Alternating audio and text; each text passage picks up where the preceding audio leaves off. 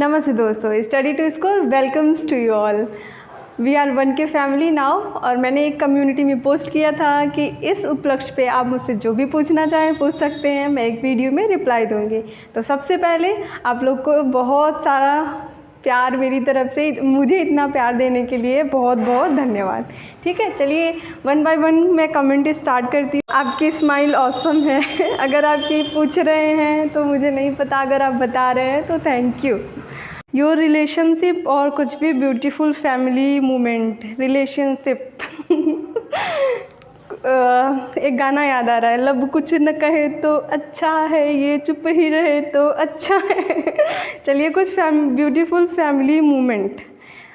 मेरी फैमिली बहुत बड़ी सी है, बड़ी सी मतलब छोटी सी, और हम लोग बहुत खुश रहते हैं। मेरी फैमिली में बहुत सारे अच्छे अच्छे मोमेंट्स हैं, जैसे एक फैमिली में होती है।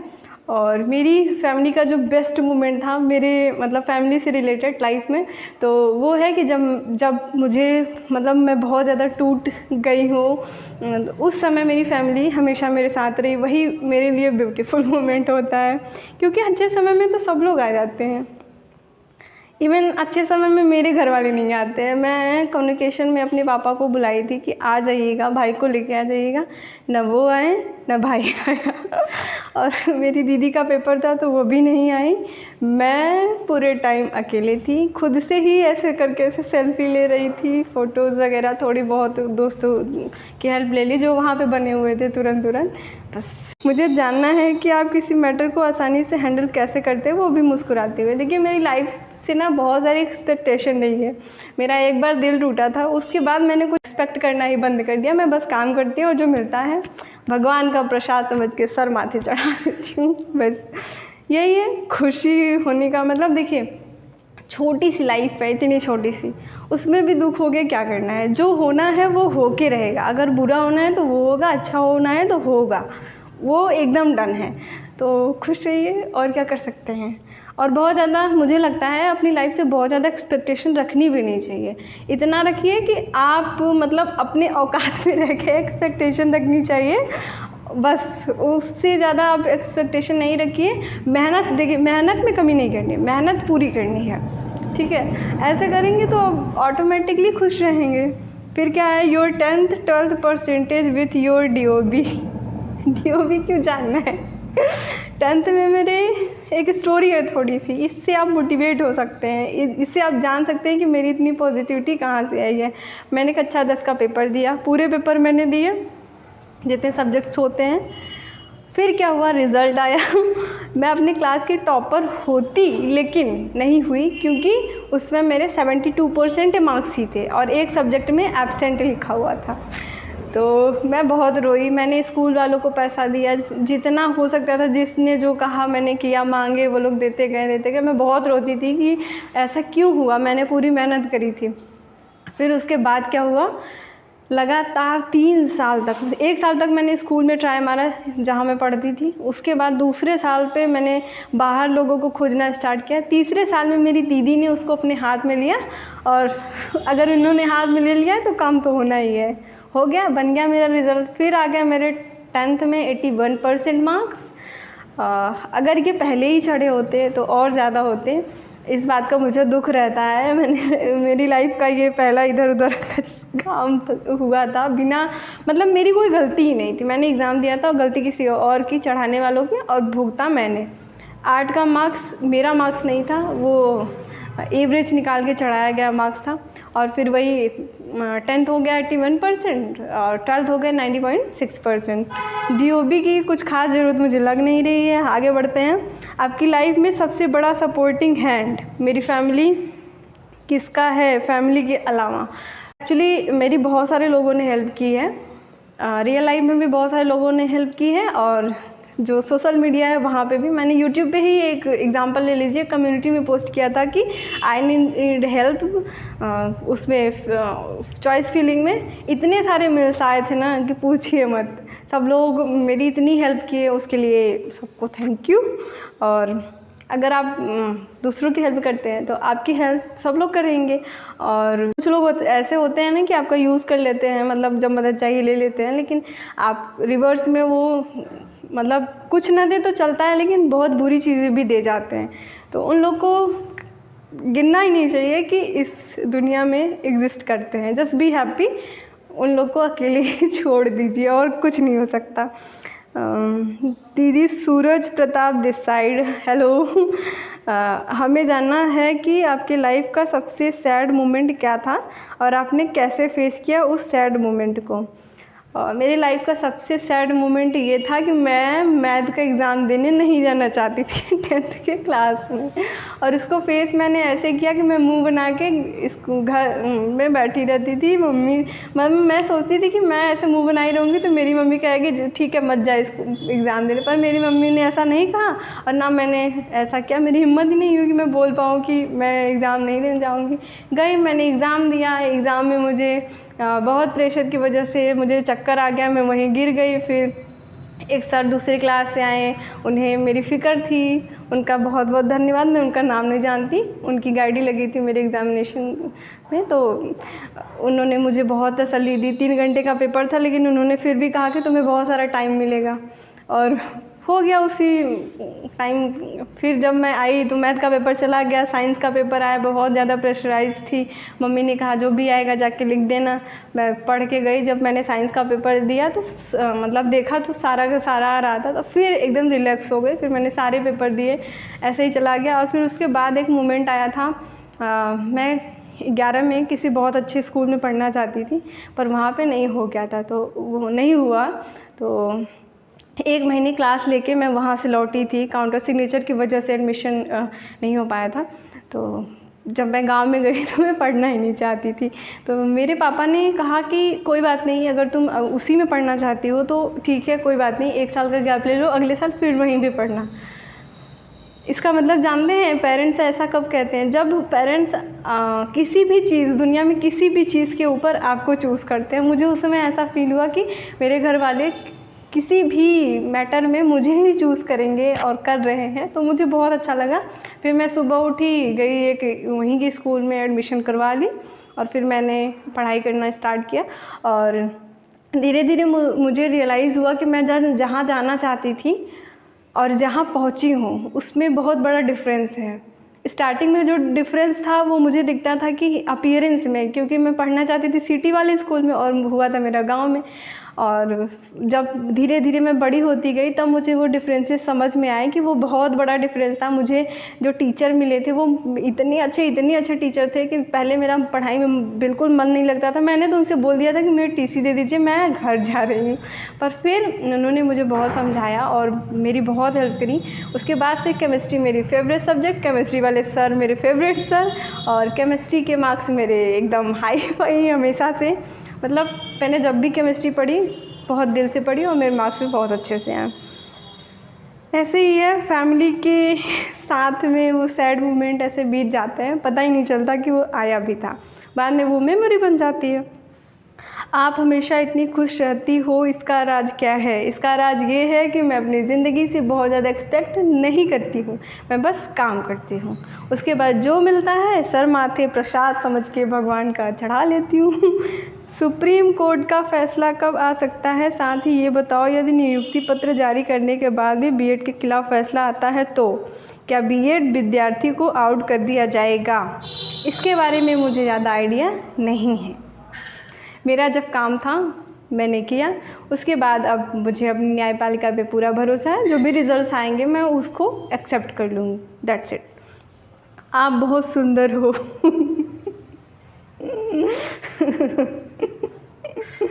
आपकी फैमिली दूसरा कमेंट, आपकी फैमिली में और कौन कौन है?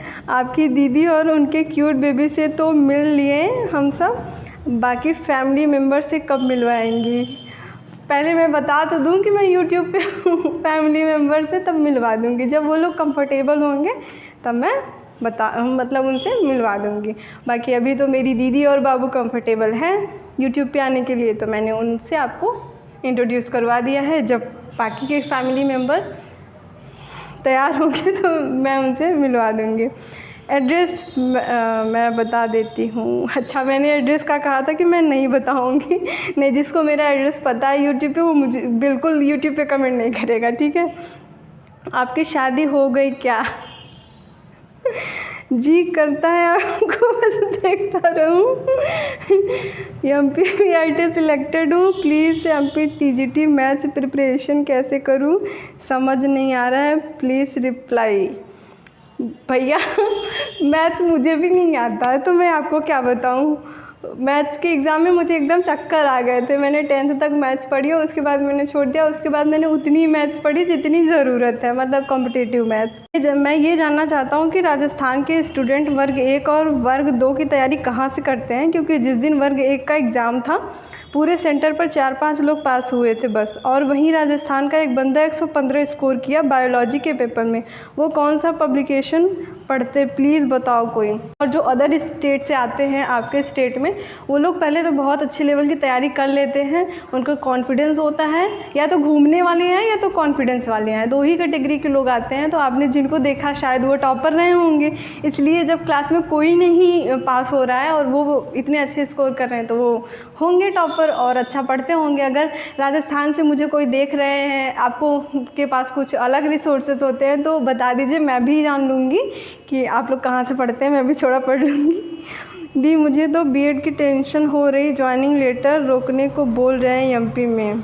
देखिए, ज्वाइनिंग लेटर नहीं रुकने वाला, टेंशन फ्री रहिए, जो होगा अच्छा होगा।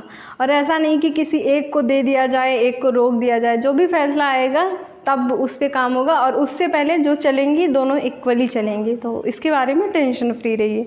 आप एमपी से हैं या यूपी से? तो हम हैं यूपी वाले। यूपी में कहाँ से हो?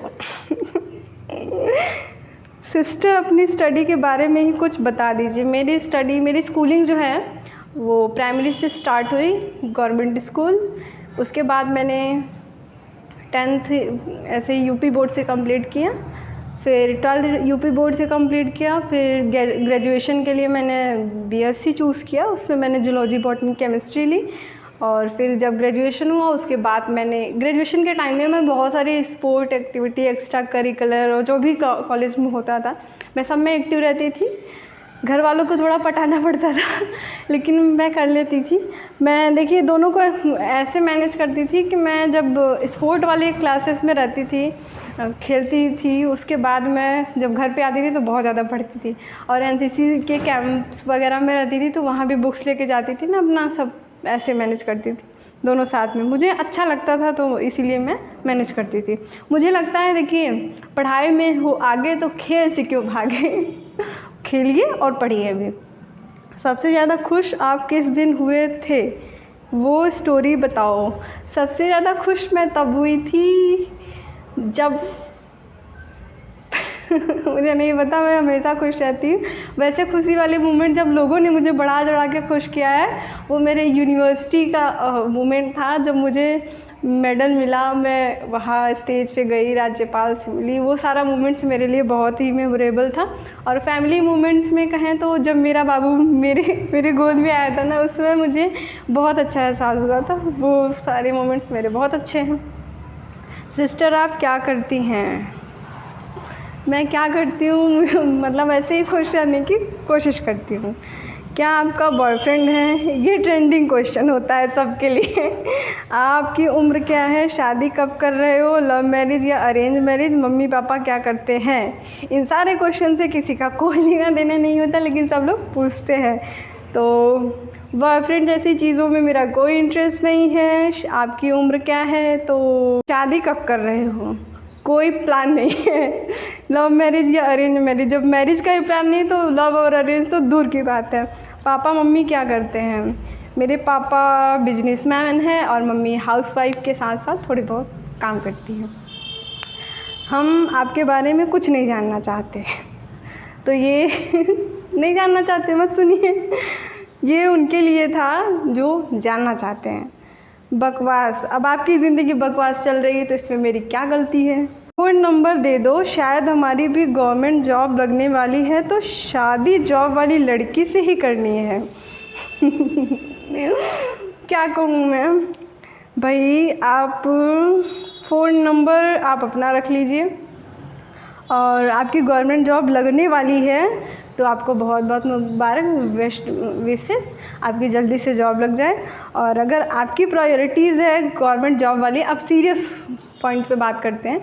अगर आपकी प्रायोरिटीज़ है गवर्नमेंट जॉब वाली लड़की, मतलब लड़की गवर्नमेंट जॉब वाली, तो आप ऐसा क्यों सोचते हैं कि सामने वाली की प्रायोरिटीज़ भी होगी लड़का गवर्नमेंट जॉब वाला, गवर्नमेंट जॉब वाला लड़का? आपकी प्रायोरिटी गवर्नमेंट जॉब वाली लड़की है, मेरा प्रायोरिटी कभी गवर्नमेंट जॉब वाला लड़का नहीं है। लड़के भी इंसान हैं, जीने दो उन्हें, कितना मारोगे। और आपको ऐसा लग रहा होगा कि मेरा हो गया है तो इस वजह से मैं ऐसा बोल रही हूँ, तो आप गलत हैं। मैं जब कुछ भी नहीं थी, मैं बेरोज़गार थी, उस वक्त भी मैंने सरकारी प्रपोजल्स ठुकराए हैं। मुझे सरकारी लड़का नहीं चाहिए। आपको जिसके साथ जीना है उस मैटर ये करता है कि वो अच्छा हो। ये देखने में खूबसूरत दिखने वाली चीज़ें ना दूर से ही अच्छी लगती हैं। जब पास में अगर आप एक मैच्योर इंसान हैं, समझदार, तो अगर आप अपने पार्टनर को चूज़ कर रहे हैं तो मेरी लड़के और लड़की दोनों से रिक्वेस्ट है, कभी भी वो जो ब्यूटी स्टैंडर्ड है और सोसाइटी के अलग अलग स्टैंडर्ड सेट हैं कि ऐसा होना चाहिए, ऐसा होना चाहिए, उस सब चीज़ों पे नहीं जाइए। वो सब बाहरी दिखावा है, अंदर से क्या यूज़ होता है वो लोग शादीशुदा लोग जानते हैं। तो कुछ मैरिड लोगों से कंसल्ट कीजिए कि क्या क्या अपने पार्टनर में देखना चाहिए और तब चूज़ कीजिए। और आप ये जो सरकारी लड़की का चक्कर लगा रहे हैं ना, कुछ नहीं है इन सब चीज़ों में। एक अच्छा इंसान ढूंढिए अपने लिए और पहले तो गवर्नमेंट जॉब लगवा लीजिए, क्योंकि आपने लिखा है कि लगने वाली है तो किताबों पे ध्यान दीजिए, लड़की पर नहीं। देखिए, लड़के भी इंसान ही होते हैं और गवर्नमेंट जॉब कितनी होती है, कितनी पोस्ट होती है, हमने मेहनत की है, हमें पता है। एक सिलेक्शन के लिए कितना दिन रात मेहनत करना होता है, मुझे पता है। तो ऐसे स्टैंडर्ड सेट करना बंद कर दीजिए। लड़कों के ऊपर भी इतना ज़्यादा बर्डन नहीं करना चाहिए कि मतलब तुम गवर्नमेंट ही हो, उसके अलावा अगर कुछ नहीं हो तो कोई वैल्यू नहीं है तुम्हारी। जो लोग ऐसा सोचते हैं उनका तो भगवान जाने, पर मैं ऐसा नहीं सोचती हूँ। हर एक इंसान, चाहे लड़का हो चाहे लड़की, इंसान है, उनको इंसानों की तरह ही ट्रीट करना चाहिए। और मैं हर किसी की रिस्पेक्ट करती हूँ। मेरे लिए गवर्नमेंट और प्राइवेट कुछ अलग वलग नहीं है। अब मेरी बात को सुन के कोई लड़की इन्फ्लुएंस हो के किसी बेरोज़गार से शादी मत कर लेना। देखिए, आपकी प्यार मोहब्बत आपकी कहानी है, आप जानिए, लेकिन जब मैरिज की बात आती है तो वो एक शेयर्ड रिस्पॉन्सिबिलिटी होती है। उसमें अर्निंग बहुत ज़रूरी होता है। पैसा जो है ना वो ज़िंदगी का सच है। आप अकेले कुछ भी कर लीजिए, पर बच्चों के डायपर फ्री में नहीं आते हैं, इतना याद रखिएगा। और जो लड़के ये कहते हैं कि लड़कियां बेरोज़गारों से शादी नहीं करती हैं, जो लड़कियां नहीं करती हैं वो बहुत सही करती हैं, वही डायपर फ्री में नहीं आते हैं। जॉब वाला इंसान, ये सब, वो भी गवर्नमेंट जॉब वाला, मतलब जॉब वाला तो होना ही चाहिए इंसान को। देखिए, अर्निंग बहुत ज़रूरी है, वो बेसिक नीड है। आप वहाँ पहुँचने से पहले उससे आगे नहीं बढ़ सकते हैं, वो आपकी बेसिक नीड हो गई। उसके बाद जब स्टार्ट करते हैं तो ये गवर्नमेंट और प्राइवेट का जो बंटवारा है ना, वो मेरे समझ से तो परे है। अगर एक इंसान फैमिली चलाने लायक कमा रहा है तो अच्छी बात है, आगे बढ़ें। पर ये जो है कि प्राइवेट को अलग, गवर्नमेंट की अलग, तो मेरे हिसाब से कोई वो नहीं है। किसी को इतना ही गवर्नमेंट वाला शौक़ है तो खुद ही बन जाओ गवर्नमेंट। ये मैं लड़कियों के लिए बोल रही हूँ, और बनना चाहिए। लड़कियों के लिए नौकरी लड़कों से भी ज़्यादा ज़रूरी है, ज़रूर बनिए। अगर आप एक लड़की हैं और मुझे देख रही हैं तो इतना याद रखिए कि आपकी अगर छोटी उम्र में है तो इतना याद रखिए यही वो उम्र है जहाँ पे आप अपनी वैल्यू बना सकती हैं। उसके बाद आपको कोई टाइम नहीं मिलने वाला, कुछ भी नहीं मिलने वाला। बस ज़िंदगी में मिलेगा तो घिसी पिटी चीज़ें, उन चीज़ों से बचना है। तो अपने आप को इतना निखारिए कि सूरज जैसा चमक जाइए, फिर कुछ भी आ जाए सामने, कुछ ना दिखे, बस आप ही दिखे। तो खूब सारी मेहनत कीजिए और किसी और को वैल्यू देने से पहले खुद को वैल्यू दीजिए, खुद मुस्कुराते रहिए। मैं ये सबके लिए कह रही हूँ, किसी और को वैल्यू देने से पहले खुद को वैल्यू दीजिए। खुद इतना मुस्कुराइए, इतना खुश रहिए कि पूरे मतलब आपके इन्वायरमेंट में खुशियाँ फैल जाएं, हवाएं सांस लेने लायक हो जाएं, ज़िंदगी जीने लायक हो जाएं और सभी लोग आपको देख के मुस्कुरा दें। Bye bye, have a good day.